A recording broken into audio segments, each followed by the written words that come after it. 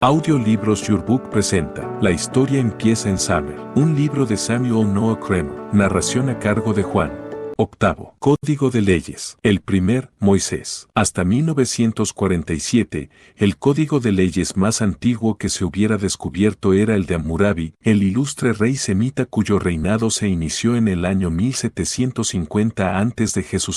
Redactado en caracteres cuneiformes y en lengua babilónica, este código contenía, intercalado entre un prólogo glorioso y un epílogo cargado de maldiciones para los violadores, un texto compuesto de cerca de 300 leyes. La estela de diorita que lleva dicha inscripción se yergue actualmente, solemne e impresionante, en el Louvre. Por el número de las leyes enunciadas, su precisión y el excelente estado de conservación de la estela, el Código de Hammurabi puede considerarse como el documento jurídico más importante que se posee actualmente sobre la civilización mesopotámica, pero no es el más antiguo. Otro documento de este tipo, promulgado por el rey Lipitistar y que fue descubierto en 1947, le gana en más de 150 años de antigüedad. Este código, cuyo texto no fue descubierto en una estela, sino en una tablilla de arcilla secada al sol, está escrito en caracteres cuneiformes y en idioma sumerio. La tablilla había sido descubierta ya a principios de este siglo,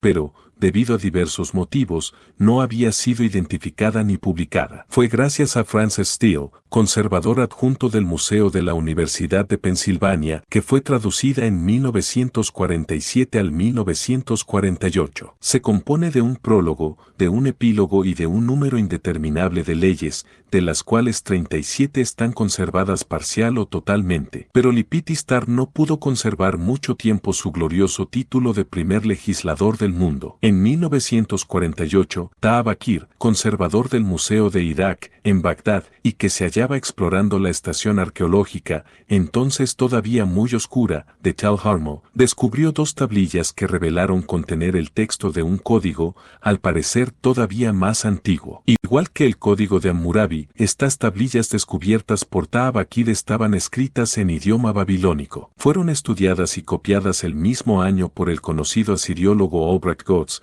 de la Universidad de Yale. El breve prólogo que precede las leyes, no hay epílogo, hace mención de un rey llamado Bilalama, quien habría vivido unos 70 años antes que Lipitistar. Por consiguiente, este nuevo código se vio atribuir entonces el privilegio de ser el más antiguo. Pero ello fue únicamente hasta el año 1952, porque en este año yo mismo tuve el honor de copiar y traducir, en circunstancias que ya detallaré más adelante, una tablilla cuyo texto reproducía en parte el de un código promulgado por el rey sumerio Ur-Nammu. Este soberano, que fundó la tercera dinastía de Ur, hoy día ya bien conocida, inició su reinado, según los cómputos cronológicos más conservadores, hacia el año 2050 a.C., o sea, unos 300 años antes del rey babilónico Hammurabi. La tablilla de Ur-Nammu pertenece a la importante colección del Museo de Antigüedades Orientales, de Estambul, donde yo estuve en 1951 al 1952 ejerciendo de profesor. Sin duda no habría yo hecho gran caso de esta tablilla de no haber recibido entonces una carta de F. R. Krauss,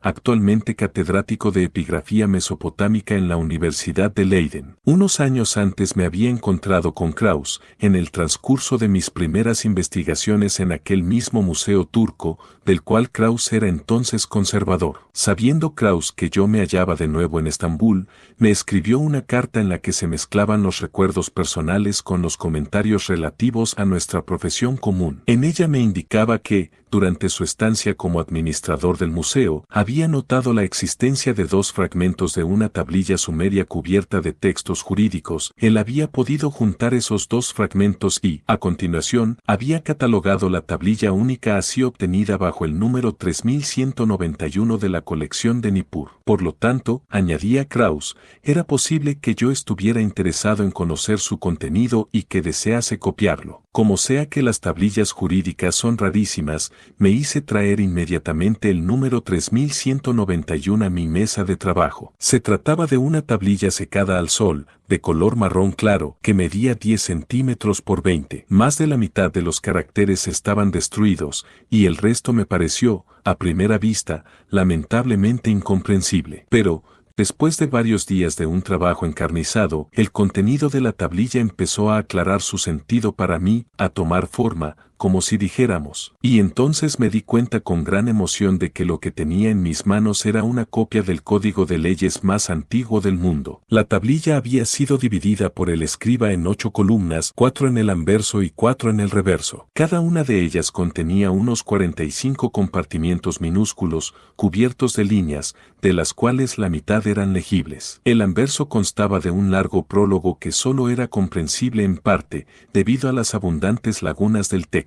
Helo aquí, brevemente resumido: cuando se hubo creado el mundo y el destino de Same y de la ciudad de Ur hubo quedado decidido, An y Enlil, los dos principales dioses sumerios, nombraron rey de Ur al dios de la luna, Nanna. Este, a su vez, escogió a Ur-Nammu como su representante terrestre para gobernar Same y Ur. Las primeras decisiones del nuevo jefe tuvieron por objeto garantizar la seguridad política y militar del país y se juzgó necesario entrar en conflicto con el vecino estado de Lagas, que empezaba a ensancharse a expensas de Ur. Ur-Nammu venció al soberano de Lagas, Namani, y le dio muerte. Luego, seguro del apoyo de Nanna, rey de la ciudad, restableció las primitivas fronteras de Ur. Entonces llegó el momento de consagrarse a los asuntos interiores del país e instaurar las reformas sociales o morales pertinentes. En consecuencia, Ur-Nammu eliminó los falsarios y los prevaricadores o, como los designa el código, los rapaces, que se apropiaban de los bueyes,